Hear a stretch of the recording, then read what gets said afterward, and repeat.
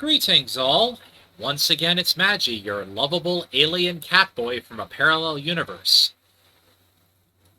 This week, I thought I would take a different tack and tackle something a little bit more serious. The title for this YouTube channel, Overlapping Magisteria, is a comment on the idea of claims in the past that religion and science have nothing to say about each other.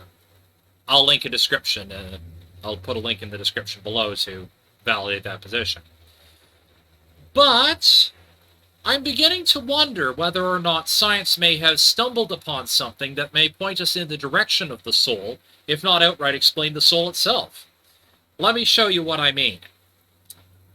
So, recently, as of April of this year, they detected that quantum optical fibers may exist in the brain in order to fight off degenerative diseases like Alzheimer's.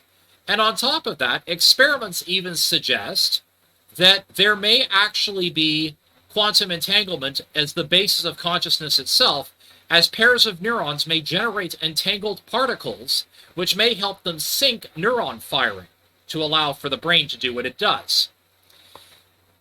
Now, this raises a couple of important questions, not the least of which being, if quantum phenomena are the basis of consciousness, does that mean those quantum optical fibers, or those quantum entangled particles being generated by neurons, susceptible to all the laws of quantum mechanics?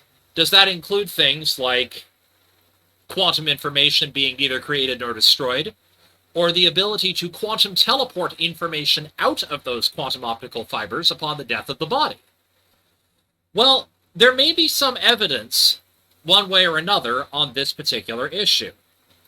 You see, according to a 2013 paper, where they did an analysis on psi results brought by proponents, two skeptics found that there was a Bayes factor using Bayesian analysis of evidence of odds of about 330 to 1 in favor. And according to the original paper, they did say that this was actually, although the degree of support is greater than that provided in many routine studies of cognition, we nonetheless remain skeptical of the existence of psi for the two following reasons. One, the Bayes factors should update their prior beliefs. So, of course, they're talking about a physical mechanism here. And the second one, of course, being a plausible mechanism for psi, and the second one being a publication bias. Well, there will be links in the description to support this, but there is a replication problem already within psychology in general, so this publication bias here is kind of a rather weak argument. And as for the second one, well, maybe we should look for a physical mechanism. You see, interestingly enough, some other skeptics back in 2005 also did a study on telepathy, and they found statistically significant results, but they suggested that something called Mehl's crud factor, where everything is correlated to everything else to a small degree, may be a possible explanation. Now, as for skeptics not being able to replicate psi before, well, there were collaborations done by proponents and skeptics where the skeptics found nothing and the proponents found something, and the third study was confusing because the proponent tried to pass as a skeptic or other by changing their roles, so confusing results. But this could be easily explained away by experiments such as the Rosenthal effect, where in psychology you can actually convey the hypothesis you are testing via body language and tone of voice to the subjects. The original experiments were significant at the 0.007 level, and they had two replications to show that these experimental effects do exist. But back on the Mehl's crud factor part there, where they talk about everything being correlated. Well, it's interesting because according to a Science Direct overview, basically, quantum entanglement is just a bunch of correlations.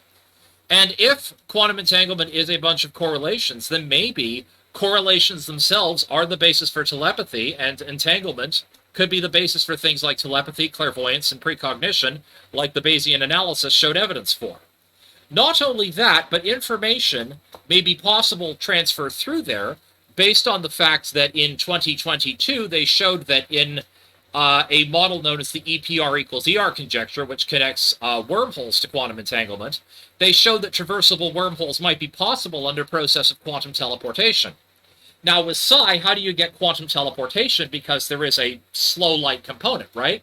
Well, the experimenters are the ones matching up the hits or misses of the experimental subjects. Therefore, that would be the slow light component, showing that any traditional psi test is basically a form of quantum teleportation.